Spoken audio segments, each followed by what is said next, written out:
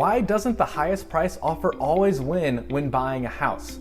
Here are 5 reasons the highest price offer might not win and how you can save time and frustration when trying to buy a house in this competitive market.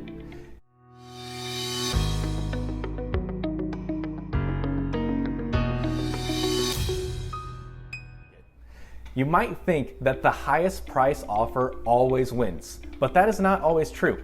It's often forgotten that the seller is also a human and may have a life.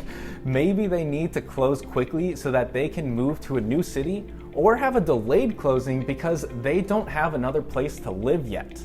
Either way, sometimes the ability to be flexible on a closing date can be more attractive to a seller than more money. The highest bid might not win because the buyer asked for repairs. In a standard sales contract, the buyer has the right to ask the seller to repair defects with the house. And sometimes the last thing the seller wants to do is coordinate with contractors to fix a house that they aren't even going to be living in.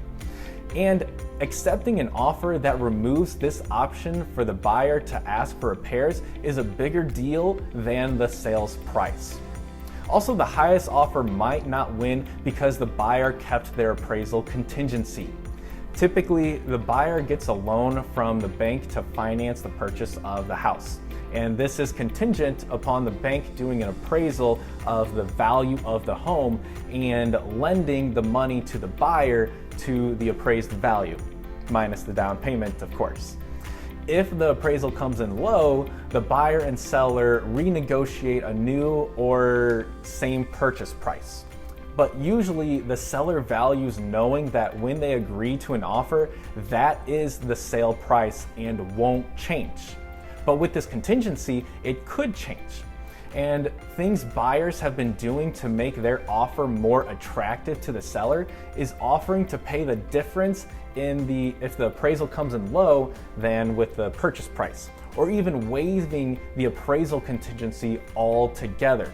And there's many factors that go into this, so make sure your agent talks to you about the risks associated with paying over the appraised value of the home. The highest offer might not always win because there's bad communication between the buyer's agent and the listing agent. As with the theme of this whole video, the sellers don't just care about the highest price, but also care about a smooth and easy transaction. And this actually happened to my buyers this year. The seller had a really frustrating and difficult time buying their new home, and all they wanted was to sell their home quickly and painlessly.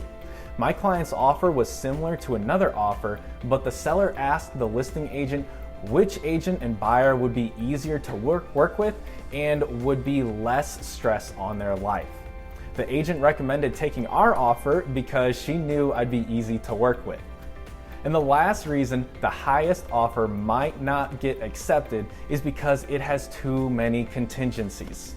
Most sellers care about the purchase price, but not if they have to jump through a bunch of hoops to get the highest price.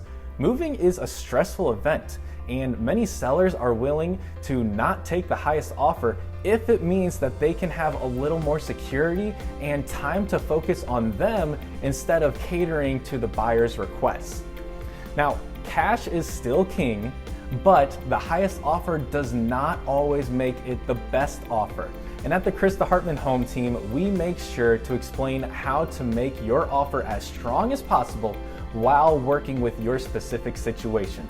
If you're looking to buy a home now or in the future, make sure to reach out to us so when the time comes, your offer stands out above the rest.